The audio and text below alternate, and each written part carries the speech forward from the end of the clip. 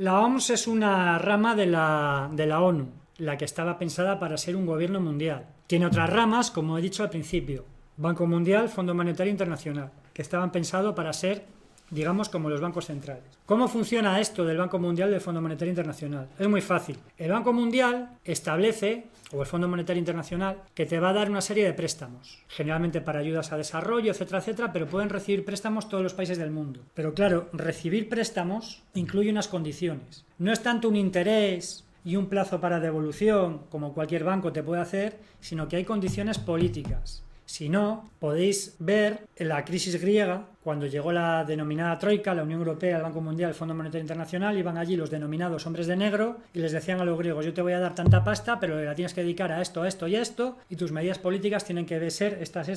Y llegó Syriza, que era un partido antisistema, era muy radical, era como el Podemos griego, y llegó: nos vamos a salir de la Unión Europea, no vamos a salir del euro, vamos a mandar a la mierda al capitalismo, todo el mundo va a tener techo y comida. Llegó la Troika y pues va a ser que no. Entonces el Fondo Monetario Internacional te pone unas condiciones. El presidente de Bielorrusia, Lukashenko, dio a conocer, las que le habían puesto a él, le habían dicho que le prestaba 900 millones de euros para sus cosas de bielorrusos, estas de torturar y encarcelar gente, lo que hacen por ahí, a cambio de un confinamiento duro como el de Italia para solventar la llamada crisis sanitaria del coronavirus. Yo cuando oí esta noticia me quedé, ¿pero no era la OMS la rama de salud de la ONU?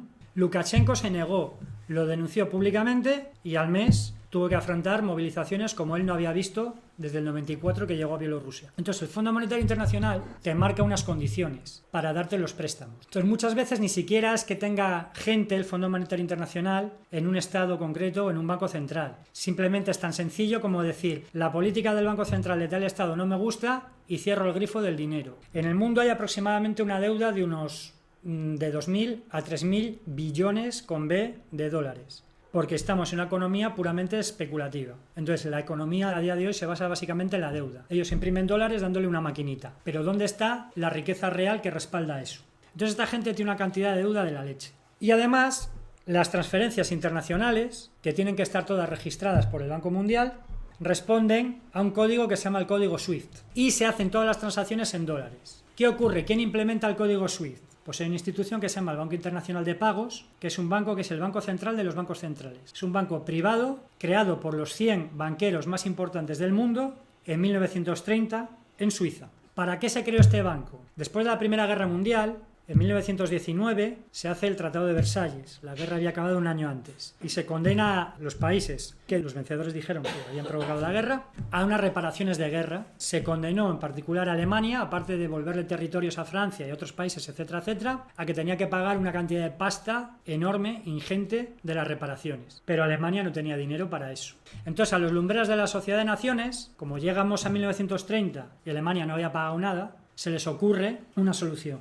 revitalizo la economía de Alemania con préstamos para que pueda pagar. ¿Y cómo le voy a dar yo el dinero y cómo me lo va a dar a mí Alemania? A través de un banco internacional que llamaron el Banco Internacional de Pagos, y en ese banco iban metiendo el dinero para darle a Alemania. Cuando Alemania hacía crecer su economía y ganaba más pasta, Alemania les devolvía el préstamo con sus respectivos intereses. Solo que el dinero del Banco Internacional de Pagos no fue para financiar la economía alemana, al menos directamente, sino que fue para financiar a un señor bajito, con bigote, con mala leche, que solía saludar levantando así la mano, porque había una serie de intereses por parte de grandes banqueros internacionales. El Banco Internacional de Pagos, para realizar esas transacciones, establece con el tiempo un código que se va a llamar código SWIFT. Eso significa que cada transacción internacional que se hace, como el banco tiene el código, un banco que además es privado, de un señor cualquiera, el banco es el que controla la transacción. Este Banco Internacional de Pagos, con el tiempo, pasó a convertirse en el banco central de los bancos centrales. Algunos bancos centrales, como por ejemplo la Reserva Federal, aunque sean públicos, están gestionados por entidades privadas. ¿Quién es esa subcontrata que gestiona esos activos? Va a ser un tipo que sepa de finanzas y de divisas. Entonces, ¿a quién contratas? Grandes fondos de inversión. Los mayores fondos de inversión actualmente en el mundo se llaman BlackRock y Vanguard. Estos fondos de inversión gestionan los activos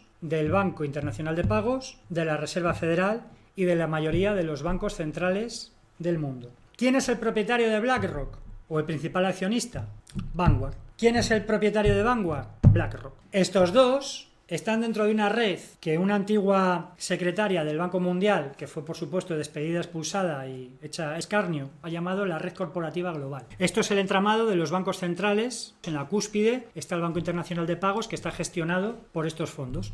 Pero BlackRock y Vanguard llevan los activos de muchísimos más bancos, los más importantes del mundo: Manhattan Chase, JP Morgan, Morgan Stanley, Citigroup. Entre ambos gestionan el 90% de los activos del mundo. Pero es que luego hacemos una cosa: estos fondos de inversión son los mayores accionistas de, por ejemplo, GlaxoSmithKline, mayor accionista a su vez de Pfizer. Y también están detrás de Bayer, detrás de Johnson & Johnson, detrás de AstraZeneca, detrás de Moderna, detrás de la Wellcome, etcétera, etcétera, etcétera. ¿Ves? Y están siempre los mismos inversores: BlackRock, Vanguard en la cúspide, y luego por debajo otra serie de inversores como Invesco, State Street, FRM, JP Morgan, AXA. Pero es que ahora nos vamos a Silicon Valley y las empresas tecnológicas, Google, Apple, Alphabet, Facebook, Microsoft, vemos que detrás de ellos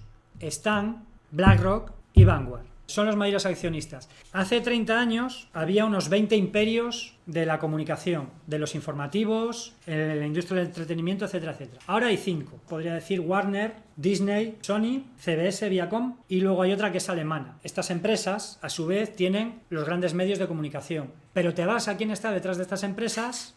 No me lo digas. A ver si lo Vanguard adivinas. y BlackRock. Y Black. Hostia. Luego es curioso porque hay una empresa que se llama Berkshire, que tiene casi todas las acciones de todos los medios de comunicación del mundo.